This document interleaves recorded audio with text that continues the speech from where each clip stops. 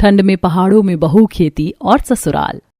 आइए देखते हैं बैठचंद, मजा आएगा। ज्यादा गर्मी हो रही है, 1 मिनट को पसीना नहीं रुक रहा मेरा तो। हे भगवान, तुम्हें सर्दी नहीं लग रही है? यहाँ अभी बस ठंड का महीना लगा ही है कि मेरी तो कुल्फी बननी भी शुरू हो गई है। हवा कर रही हो? क्या हो तुम? मानवी, किस मिट्टी से बनी हुई हो? भाभी, मैं तो आप लोगों को देखकर हैरान हूँ कि आखिर आप अभी से शॉल वॉल कैसे लपेट रही हो। इतनी सर्दी में तुम्हें गर्मी लग रही है? क्या करूँ भाभी, पहाड़न हूँ ना तो होता है। भाभी, इसमें कंबल में बैठ जाओ, ऐसे शॉल में बैठने से तो सर्दी लगती ही रहेगी। मानवी भाभी, आप भी आ जाओ। अरे मानवी भाभी को क्यों बुला रही हो? मैं हूँ ना, मुझे कंबल दो। ये तो पहाड़न है, इसको सर्दी नहीं गर्मी लग रही है। किसको लग रही है गर्मी? यहाँ सर्दी से दिमाग के अंदर की नसें भी झनझना रही हैं और तुझे गर्मी लग रही है। हाँ माँ जी, क्या करूँ, मुझे तो गर्मी सी लग रही है। आप बैठ जाओ कंबल के अंदर, मैं तो ठंडे फर्श पर बैठकर खुश हूँ। मानवी ने ऐसे बोलकर बात को खत्म कर दिया। मानवी शालिनी की बहू थी। शालिनी एक गरीब औरत थी जो कि किराए के घर में अपने परिवार के साथ रहती थी। शालिनी की 2 बहुएं थी। एक बहू तो उसकी गांव की ही थी और छोटी बहू मानवी, जिसकी अभी ही शादी हुई थी, वो पहाड़ों पर से आई थी। अब सर्दी का मौसम आ चुका था। जहाँ सभी घर वाले ठंडी की वजह से ठिठुर रहे थे, वहीं दूसरी तरफ मानवी को जरा से भी सर्दी नहीं लग रही थी। वो खुद को हाथ के पंखे से हवा कर रही थी। अभी सब ऐसे बैठे हुए ही थे कि तभी बाहर से मानवी का पति माधव काम पर से गर्मा गर्म मूंगफली लेकर आया। माँ, ये लो तुम्हारी मनपसंद मूंगफली। भाड़ पर मूंगफली भून रही थी तो मैंने सोचा कि आपको अच्छी लगती है, थोड़ी सी ले चलता हूँ। सभी लोग खा लो। अरे वाह, आज की आए तूने काबिले तारीफ काम। ये ले मेघा, तू भी ले। राखी, तू भी ले। मानवी बेटा, ये ले। नहीं माँ, मैं एक भी मूंगफली नहीं खा सकती, माफ करना। अरे मानवी, क्यों मना कर रही हो? खा लो, ये तो सर्दी की मेवा होती है। हम गरीब मूंगफली को गरीबों के बादाम बोलते हैं। चलो जल्दी से खाओ, ये बहुत अच्छी है सेहत के लिए भी। हाँ तो माधव जी, ये सर्दी में खाने की चीज है ना कि गर्मी में खाने की। मुझे तो अभी भी गर्मी लग रही है। पता नहीं आप लोग ऐसे कंबल वगैरह में क्यों बैठे हुए हैं। ओहो, पहाड़न गर्मी लग रही है तुम्हें? हाँ? माँ, देख रही हो ना अपनी बहू को? दुनिया सर्दी सर्दी बोलकर परेशान है और तुम्हें गर्मी लग रही है। अब मैं क्या कर सकती हूँ? मानवी ठंडे पहाड़ों वाली जगह पर से आई थी, जिसकी वजह से उसके लिए गांव की सर्दी को झेलना कोई बड़ी बात नहीं थी। जहाँ सभी कंबल में बैठ रहे थे, वहीं मानवी खुद को पंखा करते हुए घर के काम कर रही थी। ऐसे ही रात हो गई और रात को, अरे मेघा, बिछा दिया है बिस्तर तूने या अभी किसी और का बिछना बाकी है? नहीं बाबा, सभी के बिस्तर लगा दिए हैं, अब आप जाकर सो जाइए। चलो भाई, मुझे जिस वक्त का सबसे ज्यादा इंतजार रहता है वो आ ही गया। रात को मुझे इतनी सर्दी लगती है कि बस क्या बताऊं। चलो अब आराम से गरमाई में बैठेंगे। वो सब तो ठीक है शालिनी, लेकिन मुझे ये बताओ कि बहू कहाँ है? वो तो दिखाई नहीं दे रही है। ये है भी या नहीं? अभी तो यहीं पर खड़ी हुई थी, लेकिन अब तो पता ही नहीं चल रहा है कि वो कहाँ पर है। शायद बाहर का दरवाजा खुला हुआ है, मैं देख कर आता हूँ। हिमेश जैसे ही घर के बाहर आया तो वो चौंक गया, क्योंकि बाहर बिना कोई गर्म कपड़ा पहने मानवी खड़ी हुई थी। उसने अपनी बाहों को फैलाए हुए था, जैसे कि बहुत ही सुहावना मौसम हो रहा हो। अरे बहू तो ठीक तो है ना? यहाँ इतनी सर्दी में तो क्या कर रही है? अरे कुछ नहीं बाबा, वो मुझे अंदर गर्मी सी लग रही थी तो मैं यहाँ कुछ देर को ठंडी हवा खाने को आ गई। अब अच्छा लग रहा है। हे भगवान बहू, तेरा दिमाग तो सही है। इतनी सर्दी में तुझे गर्मी लग रही है? देख तो सही, ओला सी हवा है। अंदर आ जा, मैं दरवाजा लगा रहा हूँ। हिमेश के बुलाने पर भी मानवी घर के अंदर आई और फिर जहाँ सभी जल्दी जल्दी बिस्तर में घुस गए, वो ठंडे फर्श पर बैठ गई। बर्फ से बनी हुई मानवी, आ जाओ बिस्तर। वहाँ नहीं, यहाँ है, यहाँ आकर सो। नहीं, मैं तो यहीं पर सोऊंगी। मेरे बस की नहीं है इतने गर्म से मौसम में यहाँ ऐसे रजाई गद्दों के अंदर सोना। मुझे तो घबराहट हो जाएगी। मैं ऐसे ही सोने में खुश हूँ जी। अरे तुम ठंडे फर्श पर सोगी? माना कि तुम्हें यहाँ का तापमान गर्म लगता है, लेकिन ऐसे ठंडे फर्श पर कौन सोता है? इतना भी गर्म नहीं है, और हमसे पूछो तो काफी ठंडा है। मैं समझ रही हूँ कि ये तापमान आप लोगों के लिए जरा भी गर्म नहीं है, लेकिन माधव जी यकीन कीजिए, जब तापमान माइनस में जाता है ना, पानी पर भी बर्फ की परत आने लगती है और सब कुछ ऐसा लगता है कि बस जम जाएगा, तब हम लोग रजाई गद्दे निकालते हैं। ऐसे नहीं कि हल्की सी सुहानी हवा चली और रजाई गद्दे निकाले। मानवी की बात को सुनकर सभी को काफी अजीब लगा, लेकिन सभी उसकी बात को भी समझ रहे थे कि जिसकी वजह से किसी ने भी उससे फालतू बात नहीं की, और उन्होंने मानवी को वहीं फर्श पर ही सोने दिया।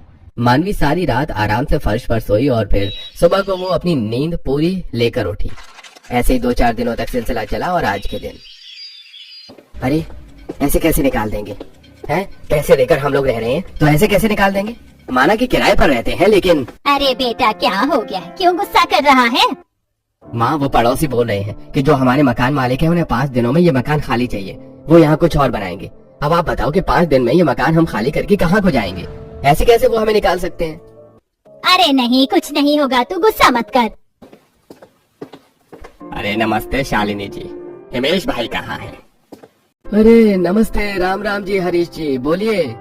हिमेश जी, मैं तो कहना नहीं चाहता था, लेकिन कहना पड़ रहा है। मुझे 5 दिनों में ये घर खाली चाहिए।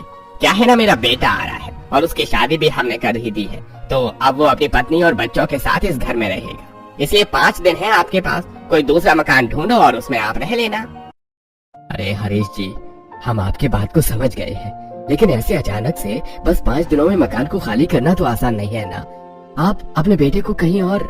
मैं आपका बड़ा मान रखता हूँ हिमेश जी। आज तक मुझे बड़े लोग मिले जो कहते हैं कि हम आपको 400-500 रुपए ज्यादा दे देंगे, लेकिन आप हमें अपना मकान किराए पर दे दो। लेकिन मैंने आपके ही शर्म में किसी को भी मकान किराए पर नहीं दिया है। अब आप बताओ कि अब जब मेरा खुद का बेटा आ रहा है तो उसको क्या मैं सड़क पर रखूंगा? अरे नहीं नहीं, वो तो हम जानते ही हैं कि आपको हमसे कितनी अपनाहियत है। ठीक है, अगर जरा भी गुंजाइश नहीं है हमें इस घर में रखने की, तो कोई बात नहीं, हम खाली कर देंगे। हिमेश ने ऐसे बोलकर बात को खत्म कर दिया। सभी को ये सुनकर काफी ज्यादा बुरा लगा कि अब उन्हें ये घर छोड़ना पड़ रहा था। अजी, आपको हाँ बोलने की क्या जरूरत थी बताइए? आप उनसे मना भी तो कर सकते थे ना। एक बार अपनी भी मजबूरी रख देते कि हरीश जी, इस महंगाई के जमाने में कहाँ जाऊंगा मैं। शालिनी, बेकार की बातें मत करो। अगर उन्हें हमें घर से ना निकालना होता तो वो 10 बहाने खुद ढूंढ लेते। अगर वो दूसरे किराएदार को बसाने की बात करते तब भी मेरे समझ में आ जाता कि नहीं, आप हमें मत निकालो। लेकिन अब तो उनके बेटे की बात है, तो उसके आगे वो हमें क्यों रखेंगे? और वैसे भी हमारे पास अब 5 दिन है घर ढूंढने के लिए, हम ढूंढ लेंगे दूसरा घर। हाँ, पता चल जाएगा कि कैसे मिलता है नया घर, क्योंकि पैसे तो जैसे किसी चीज का नाम है ही नहीं ना। सभी लोग पहले घर देते ही देखना पैसे का मुंह फाड़ देंगे। अरे अभी रात हो रही है शालिनी, तुम सो जाओ और चिंता मत करो, हमें घर तो मिल ही जाएगा। हिमेश ऐसे बोलकर तसल्ली दिलाकर सो गया। ऐसे ही अगला दिन निकला और आज के दिन तीनों बाप बेटे अपने रहने को नया घर देखने को निकले हुए थे। हाँ, तो ये आपका घर है 2 मंजिला वाला। इसको कैसे आपको देना है? मतलब मैं अगर इसको किराए पर लूं तो? घर तो तुम्हें भी दिखाई दे रहा है कि कितना चंगा बना हुआ है। इसको मैं 10,000 रुपए महीना किराए पर दूंगा और हाँ, 6 महीने के पैसे एडवांस लूंगा। अब बताओ कि तुम्हारे नाम का चेक काटू कि नहीं? है 10,000 रुपए का, और वो भी 6 महीने एडवांस? अरे इतने पैसे मैं कहाँ से लाऊंगा जी? देखो भाई, ऐसा ही है, अब अगर लेना है तो बताओ, नहीं तो भी बताओ। रमेश की बात को सुनकर हिमेश बेचारा उल्टे पैरों भाग आया। ऐसे ही माधव और तरुण भी दोनों भाई घर ही देख रहे थे। लेकिन अरे नहीं माधव, यहाँ तो कदम कदम पर महंगाई है, मेरी तो समझ में ही नहीं आ रहा कि अब हम क्या करें। भैया, महंगाई तो सभी के लिए ही बढ़ रही है। सभी को चाहिए कि पैसा पहले मिल जाए, फिर चाहे किसी के पास हो या ना हो। शादी हुए अभी मेरी 1 महीना नहीं हुआ है, घर में कोई रखा हुआ पैसा नहीं है और घर चाहिए। माधव और तरुण भी ऐसे ही भटकते हुए अपने घर पहुंचे और अरे बाबा, अभी आगे कोई जगह मिली? अरे बेटा, पैसे की दुनिया है, बताओ 10,000 रुपए किराए मांगा और ऐसे मांग रहे हैं जैसे कि कोई बात ही ना हो। हमारे साथ भी यही हुआ, कहीं पर भी आसपास कोई जगह नहीं है। हे भगवान, ऐसे मत बोलो। हमारे पास बस इस घर में 4 दिन बाकी है। 4 दिनों के बाद हमें यहाँ से निकलना है, तो कोई तो जगह ढूंढनी ही पड़ेगी। माँ, अगर हमें कोई जगह नहीं मिल पाई तो हम लोग क्या करेंगे? हम कहाँ जाएंगे? कहते हैं कि घर में अगर नई बहू आती है तो समृद्धि लाती है और घर की दुख परेशानियों को दूर ले जाती है। और यहाँ तो नई बहू के आए हुए 1 महीना नहीं हुआ कि बहू के कदमों से सब छिन गया है। सही कहा, नई बहू के आने से तो हमारा घर ही छिनने वाला। ये कैसी समृद्धि लाई है हमारी भाभी? अरे तो आप लोग ऐसे क्यों बोल रहे हो? क्या आप लोगों को लग रहा है कि जो कुछ भी हो रहा है उस सबकी वजह मैं हूँ? बोलिए। भाभी, लगता तो यही है, क्योंकि भाभी किसी के कदमों से घर में इतनी मनहूसियत नहीं आई। बेकार की बात मत कर मेघा, तेरी भाभी को तू ऐसे नहीं बोल सकती है। जो कुछ भी हो रहा है वो होनी है, इसमें मानवी का कोई कसूर नहीं है। अरे बेकार की बात मत करो। मैं जानता हूँ कि तुम सभी लोगों का दिमाग खराब है, लेकिन किसी को दोष देने से कोई फायदा तो नहीं है ना। चलो चुप करो। नहीं माँ जी और बाबा जी, अगर आप लोगों को लगता है कि ये सब मेरी वजह से हो रहा है, मेरे पाँव अब शगुन है, तो ठीक है, आप लोगों के लिए घर भी मैं ही ढूंढूंगी और आप लोगों को ऐसा घर दूंगी जिससे फिर हमारे हालात अच्छे ही अच्छे होंगे। अरे बहू, तेरी जेठानी और नंद ने जो बोला है उसे तू दिल पर मत ले। वैसे भी मैंने बताया तो तुझे कि सभी का दिमाग परेशान है इस वक्त, तो तू बेकार में टेंशन मत ले। नहीं बाबा, अब जब मुझे अपशुगनी और मनहूस कदमों वाली बोला गया है तो मैं क्यों ना अपने आप को साबित करूं। मैं जाऊंगी, ढूंढूंगी और आपको एक घर ढूंढ कर दूंगी। ठीक है, अगर तुझे अपने ऊपर इतना भरोसा है तो तू कल ही घर ढूंढने जाना। वैसे भी तेरी वजह से ही ये सब हो रहा है, तो तू ही इस सब को अब ठीक करेगी। शालिनी की बात मानवी के दिल पर लगी, लेकिन मानवी ने खुद को कमजोर नहीं पड़ने दिया। ऐसे ही अगला दिन निकला और दिन निकलने के साथ ही तरुण और हिमेश दोनों तो काम पर चले गए। अब घर में माधव था, जिसके साथ शालिनी और मानवी दोनों घर ढूंढने को निकले। सुबह से 10 यूं घर मिल गए हैं, लेकिन एक भी घर ना हमारे बजट का है और ना ही मेल का। सभी को एडवांस पैसा चाहिए। माँ जी, ऐसे किसी के घर में किराए पर रहने से तो अच्छा है कि हम कहीं पर कोई कुटिया बना कर रह लें। कम से कम उसका पैसा नहीं देना पड़ेगा और काम करके पैसे जोड़ने के बाद हम लोग अपना खुद का घर बना सकते हैं। हाँ, हमारे घर में तो सारे लोग जवान हैं, अट्टे कट्टे हैं और आदमियों में भी बड़ी जान है ना बहू? मैं और तेरे बाबा दोनों बिल्कुल जवान है, अभी हमें कुछ नहीं होता है ना। बात तो ऐसी कर रही है जिसका कोई सेंस नहीं बन रहा। आई बड़ी मुझे समझाने वाली कि माँ जी यूं नहीं यूं। तू रहती होगी कुटियों में, लेकिन हमें आदत नहीं है, समझी? शालिनी की बात को सुनकर मानवी चुप हो गई। ऐसे ही घर ढूंढते ढूंढते सारा गांव खत्म हो गया और अब वो एक जंगल के आगे आकर रुक गए थे, जिसमें एक बड़ी पहाड़ी थी। लो माँ, हम तो गांव के बाहर ही आ गए, लेकिन कहीं भी कोई घर नहीं मिला। अब क्या करेंगे हम? बोल मानवी, तू अब क्या करेगी? क्योंकि घर तो हमें मिलेगा नहीं, तो अब बता कि आगे क्या करना है। अरे माँ, मानवी से क्या पूछते हो? मानवी को नहीं है जानकारी, आप उसका पीछा छोड़ो। ये पहाड़ है? ये इस जंगल के अंदर पहाड़ है क्या? लो कर लो बात, इस पहाड़न को तो पहाड़ मिल गया। हाँ, ये पहाड़ ही है। क्या करेगी तू? पहाड़ में घर बनाएगी? सोच तो यही रही हूँ माँ जी। सुनिए माधव जी, क्या आप मुझे ये पहाड़ दिखाने को लेकर जा सकते हैं? मानवी, तुम्हारी जगह पहाड़ी थी, लेकिन ये जगह पहाड़ी नहीं है। तुम समझो, हम यहाँ पहाड़ के ऊपर कोई घर नहीं बना पाएंगे। जी, आप मुझे एक बार लेकर तो चले। पहाड़ तो पहाड़ ही होते हैं, अब चाहे वो पहाड़ों का ग्रुप है या नहीं, आप चलो, मुझे ये पहाड़ देखना है। मानवी सभी को अंदर जंगल में ले गई जहाँ पहाड़ था।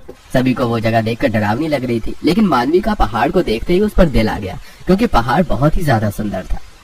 कितना शानदार पहाड़ है। पता है माँ जी, पहाड़ी इलाकों में तो ऐसे पहाड़ों पर घर बनाने को दुनिया तरसती है, और यहाँ ये पहाड़ ऐसे ही पड़ा हुआ है। मैं तो जानती थी कि तू कोई बेकार की ही बात करेगी। इस पहाड़ के ऊपर तुझे घर बनाना है, और वो भी हमारे साथ। जा काम कर अपना। माँ जी, एक बार दिमाग में सोच कर देखो, पहाड़ पर रहना कोई गलत नहीं है। ये देखो, यहाँ इस पहाड़ में झरना है, और वो भी एकदम पतला सा, कोई बड़ा झरना भी नहीं है जो हमें दिक्कत दे। और यहाँ से देखो, यहाँ से ये खुद ब खुद ऐसे टूटा हुआ है जैसे किसी की कुटिया का इंतजार कर रहा हो। हम यहाँ खेती कर सकते हैं और अपने हालातों को बदल सकते हैं। आप मेरी बात मानो, अगर हमने बस एक कुटिया बना दी तो हमें कितनी आसानी हो जाएगी। मानवी की बात को सुनकर शालिनी कुछ देर को सोच में पड़ गई और फिर वो बोली, अच्छा, तो तू चाहती है कि हम इसी पहाड़ के नीचे अपनी कुटिया बना लें? तो कैसे, क्या सोचा हुआ है तूने? लगता है कि माँ जी आपको मेरी बात समझ आ रही है। ठीक है, तो मैं आपको बता, देखिए ये जो जगह है जिसके ऊपर को पहाड़ का छप्पर है, मेरे अंदाजे और तजुर्बे के मुताबिक पहाड़ के इस कोने में सर्दी में गर्मी होगी और गर्मी में ये ठंडा हो जाएगा, क्योंकि यहाँ का रुख देखने से ऐसा ही लग रहा है। हाँ, और दूसरी बात, ये जगह कुटिया बनाने के हिसाब से अच्छी है क्योंकि पास में ही पानी भी है। बाकी फिर हम आए नीचे की तरफ तो नीचे से पहाड़ काफी फैला हुआ है, और यहाँ की मिट्टी भी देखो कितनी अच्छी है। तो हम यहाँ नीचे खेत बनाएंगे, क्योंकि खेती करके फिर हम जो पैसे कमाएंगे उसको हम दूसरा नया घर बनाने को जोड़ेंगे। और रही बात इस बड़े बचे हुए पहाड़ की, जहाँ से थोड़ा सा डरावना भी लग रहा है, तो यहाँ पर मैं फुलवारी लगा दूंगी। आप देखना, हमारा छोटा सा घर मुंह से बोलेगा। अच्छा, शालिनी और माधव मानवी की बात को सुनकर कुछ देर को सोच में पड़ गए और फिर शालिनी बोली, ठीक है, मैं तेरी बात को समझ गई हूँ। तू कहना चाहती है कि हम यहाँ घर बनाएं और यहाँ खेती करें, और फिर हमें किराया तो देना ही नहीं पड़ेगा। तो जो भी पैसे रोज की जरूरत से बचे, उस पैसों को हम लोग अपना घर बनाने को रखते हैं। तो ऐसे थोड़े दिन की परेशानी के बाद हम लोग अपना अच्छा घर बना सकते हैं। बिल्कुल सही कहा आपने माँ जी, और मैं तो पहाड़ों में ही रह रह कर बड़ी हुई हूँ। मैं जानती हूँ कि पहाड़ों में कैसे रहा जाता है। अगर आप लोगों को मेरा प्लान ठीक लग रहा है तो फिर देर मत कीजिए और सभी को यहीं पर बुला लीजिए। अगर हम सभी मिलकर बनाएंगे तो हमारी कुटिया आसानी से बन जाएगी। मानवी की बात को सुनकर माधव और शालिनी ने उसके प्लान को एक मौका देने की सोची। बस फिर क्या था, माधव ने तरुण को फोन करके सभी घर वालों को जंगल में पहाड़ के पास बुला लिया और उन सभी ने मानवी का प्लान सुना। नहीं माँ, बिल्कुल भी नहीं, मजाक मत करो। हम लोग यहाँ शहर के रहने वाले हैं और आप चाहती हो कि हम यहाँ पहाड़ों में अपना घर बना कर रहें। ये जगह तो देखने में ही कितनी डरावनी है। अगर कोई आ गया तो? मैं जानती हूँ मेघा कि शहर की बसावट से दूर तुम्हारे लिए यहाँ रहना एक्सेप्ट करना बहुत ज्यादा मुश्किल है, लेकिन कुछ दिनों की बेचैनी जिंदगी भर के डर से तो अच्छी ही है ना। हम हमेशा यहाँ नहीं रहेंगे। अब चलो मेरी मदद करो। मुझे बताओ कि क्या करना है। भैया आप कुल्हाड़ी तो लेकर आए हो ना? मैंने आपको बोला था कि कुल्हाड़ी लेकर आना। हाँ हाँ मैं लेकर आया हूँ। ठीक है, तो आप दोनों भाई लकड़ी काटिए। पहाड़ों में लकड़ी की कुटिया से बेहतर कोई घर नहीं है, ये आप लोग समझ लेना। आप एक कुटिया बनाने के हिसाब से लकड़ी काटो, तब तक मैं और माँ जी घास का छप्पर बना रही हैं। ठीक है, अभी तो बस कुटिया ही बन पाई है। सुनो मेघा और राखी भाभी, आप दोनों अगर फ्री हो तो आप दोनों यही झरने के पानी की मदद से चूल्हा और कुछ चूल्हे के बर्तन बना दो, क्योंकि यहाँ पर हम गैस का इस्तेमाल नहीं कर पाएंगे। गैस चूल्हा भी इस्तेमाल नहीं होगा, लेकिन क्यों? वो इसीलिए माँ जी क्योंकि हमारी कुटिया लकड़ी की है, तो हम उसमें आग नहीं लगा सकते और आसपास भी नहीं लगा सकते हैं, तो हम मिट्टी के चूल्हे पर खाना वगैरह बनाएंगे। अच्छा, तो हमें अब चूल्हा बनाना है। चलो मेघा काम पर लगते हैं, क्योंकि हमारे बुरे दिन शुरू हो गए। नहीं भाभी, अब बुरे दिन शुरू नहीं हुए, बल्कि ये तो बदलाव है, अच्छे दिनों के आने से पहले का बदलाव। हमें कभी भी अपनी जिंदगी से मायूस नहीं होना चाहिए। शायरी तो तुम काफी अच्छे से कर लेती हो, लेकिन काश तुम्हारे कदम भी इतने ही शुभ होते, तो आज हमें घर छोड़ना ना पड़ता और यहाँ पहाड़ों में ना आना पड़ता। माँ, बड़ी सर्दी लग रही है। आपने कभी मुझसे इतना ऐसा काम नहीं करवाया जो मेरी भाभी की बदौलत मुझे करना पड़ रहा है। सच में मेरे हाथ बर्फ से भी ज्यादा ठंडे हो गए हैं। जो काम कभी मायके में या ससुराल में भी करने की नहीं सोचा था ना, वो हमें करने पड़ रहे हैं। पता नहीं पहला दिन ही पहाड़ पर ऐसा है तो बाकी के कैसे होंगे। राखी और मेघा ऐसे ही ताने मारती रही, लेकिन मानवी ने सब कुछ बस अपना मुंह सिलकर सुन लिया। ऐसे आज का दिन गुजर गया और मानवी के बताने से कुटिया बन चुकी थी। चलो, रहने का तो इंतजाम हो ही गया, अब बाकी की चीजें तो हम रहते रहते भी अरेंज कर ही लेंगे। देखो तो सही कितनी खुश है। सभी मानवी से बेवजह भी नाराज ही थे। ऐसे ही 2-3 दिन और गुजरे और अब शालिनी का परिवार पहाड़ पर रहने को आ गया था। उन्होंने अपना गांव वाला घर छोड़ दिया था और आज उनकी अपने पहाड़ी घर में सर्दी की पहली सुबह थी। अरे हे भगवान, सर्दी हो रही है और यहाँ तो कुछ ज्यादा ही है। बाबा, ये ना पहाड़ पर झरने बह रहे हैं, इसलिए यहाँ सर्दी कुछ ज्यादा लग रही है। यही अगर ये झरना नहीं होता तो ऐसा कुछ भी नहीं होता। आप गांव में चलो, देखना वहाँ इतनी सर्दी नहीं लगेगी। अच्छा माँ और मानवी, हम लोग जा रहे हैं काम पर। घर में जो आलू और गोभी गाजर रखे हुए हैं, उन्हीं में से कोई एक चीज बना लेना आज। जी, आप खाना बनाने की टेंशन मत लीजिए, मैं बना दूंगी। सुनिए, आप लोग जा तो रहे हैं, लेकिन शाम को दिन ढलने से पहले ही घर आ जाना, ना कि रात होते ही पहाड़ों पर जानवर निकल जाते हैं, तो अपनी सेफ्टी जरूरी है। अच्छा ठीक है, चलता हूँ माँ। ठीक है बेटा, जाओ भगवान जी का नाम लेकर। माधव, हिमेश और तरुण अपने पुराने काम पर ही वापस आ गए, तो वहीं दूसरी तरफ घर की औरतें घर के कामों में लग गई। मानवी बर्तन बैठकर धोने लगी तो वहीं झरने के पास बैठकर राखी ने कपड़े धोना शुरू कर दिया। वैसे ये भी भगवान की कुदरत है ना भाभी, कि सर्दी में इस झरने का पानी देखो कितना साफ आ रहा है। ये हाथों को भी अच्छा लग रहा है और काम भी हो रहा है। हाँ पहाड़न, तुम्हारा काम हो रहा है ना आसानी से, तो तुम्हें तो ये जगह अच्छी लगेगी, वरना जरा तुम मुझसे तो पूछो कि मेरी क्या हालत हो रही है यहाँ पर। हे भगवान, इस पहाड़ पर तो बड़ी ही सर्दी है, मैं क्या करूँ? आप लोगों को अभी यहाँ थोड़ा सा अनकंफर्टेबल लगेगा, लेकिन फिर बाद में आपको सभी चीजों की आदत हो जाएगी। मानवी ने ऐसे ही सभी को समझा दिया। ऐसे ही कुछ देर के बाद मानवी ने गोभी की सब्जी बनाई, जिसको बनाने के बाद मानवी ने उसको छिलकों और बेकार टुकड़ों को फेंका नहीं, बल्कि उन्हें उसने बोने को सोचा। मैं इन छिलकों से अब अपने माँ बाबा की तरह खेती करूंगी। इन छिलकों को बोकर ही मेरी खेती होगी और इन्हीं को सड़ाकर मैं खाद भी बनाऊंगी, जो मेरे खेत की फसल को बढ़ाने में मदद करेगी। मानवी ने ऐसे ही छोटे छोटे से टुकड़े करके आलू, गाजर और गोभी को पहाड़ की जमीन में जगह जगह पर बो दिया। अभी तक मानवी के काम सभी को मजाक से कम नहीं लग रहे थे। मानवी ने उन्हें बोकर झरने से उन्हें पानी दिया और मैंने हिसाब देख कर ही सारी खेती की है। यहाँ पानी भी है और यहाँ सूरज की रोशनी भी भरपूर है, तो यहाँ खेती करने में कोई दिक्कत नहीं होगी। मानवी का आज पहाड़ पर पहला दिन था, जो उसने अपना बेस्ट दिया। शाम होने पर सभी लोग घर आ गए और मानवी ने घर के चारों तरफ आग लगा दी, जिससे कि जंगली जानवर अंदर न आने पाए। हे भगवान माँ, ये कौन सा जानवर बोल रहा है? मुझे तो बड़ा डर लग रहा है। ये भेड़िए की आवाज है। ये बाहर भेड़िए बोल रहे हैं, लेकिन तुम घबराओ नहीं। भेड़िया या कोई भी जानवर आग के पास नहीं आते हैं, तो हम लोग सेफ हैं। तुम सभी सो जाओ। मानवी ने समझाकर सभी को सुला दिया। ऐसे माहौल में किसी को भी गहरी नींद तो नहीं आई, लेकिन किसी जानवर ने उनके घर की तरफ को नहीं देखा था, जिसकी वजह से सभी अब जानवरों के हमला करने से तो बेफिक्र हो चुके थे। ऐसे ही अब लगभग पहाड़ पर रहते हुए 1 महीना गुजर चुका था। इस 1 महीने में मानवी की फसल भी आ गई थी और अब घर वाले पहाड़ पर ज्यादा कंफर्टेबल हो गए थे। माँ जी, बाबा जी, मेरी फसल काफी अच्छी हो गई है, तो मैं सोच रही हूँ कि मैं इन उगाई हुई सब्जियों को बाजार में बेचने का काम कर लूँ। पहाड़ों में उगी हुई सब्जी है और ताजी भी है, तो लोग खरीद लेंगे। और दूसरी बात माँ जी, कि हम उन पैसों को बचाकर अब अपना नया घर बनाने का सपना देख सकते हैं। ठीक है मानवी, तुम ये काम कर सकते हो, और वैसे भी अब सभी को करने से ही हमारे हालात बदल सकते हैं। और दूसरा माँ बाबा, मैं क्या सोच रहा हूँ कि जंगल है, इतने बड़े पेड़ हैं, और क्यों ना हम लोग पेड़ों से लकड़ी को काट कर उसका फर्नीचर बनाकर बेचने लगे। दूसरे के घरों में काम करने से तो कम ही आमदनी मिलती है, लेकिन अगर हम कुछ बनाकर बेचेंगे तो इससे हमें ज्यादा मुनाफा होगा। बहुत अच्छा विचार है, पता नहीं मेरे दिमाग में क्यों नहीं आया। ठीक है, आप अब से यही करना। भैया अगर आप फर्नीचर बना देंगे तो एक बेड मेरा भी बना देना। वो क्या है ना कि मेरी कमर अकड़ जाती है नीचे सोते सोते। ठीक है, बना देंगे, लेकिन पहले मेगा बेचने वाला सामान बनाने देना, क्योंकि इस वक्त हमारे लिए एक एक रुपए बहुत ही ज्यादा कीमती है। जानती हूँ, मैं पागल नहीं हूँ। मेघा का रवैया अभी भी मानवी के साथ अच्छा नहीं था, लेकिन मानवी बस शांति और खामोशी से सब कुछ झेल लेती है। ऐसे कुछ दिन और गुजरे और अब मानवी ने बाजार में सब्जी बेचना और तरुण और माधव ने फर्नीचर बेचना शुरू कर दिया था। सब्जी ले लो, खेत की उगी हुई ताजी ताजी सब्जी ले लो, एकदम ताजा। कहीं नहीं मिलेगी ऐसी सब्जी आपको जैसी मिलेगी यहाँ। बहन टमाटर तो बड़े अच्छे लग रहे हैं तुम्हारे, नीचे लेकर बैठी हुई हो, लेकिन देखने से मॉल का माल लग रहा है। लाओ मुझे 5 किलो टमाटर दे दो, कितने रुपए दूं?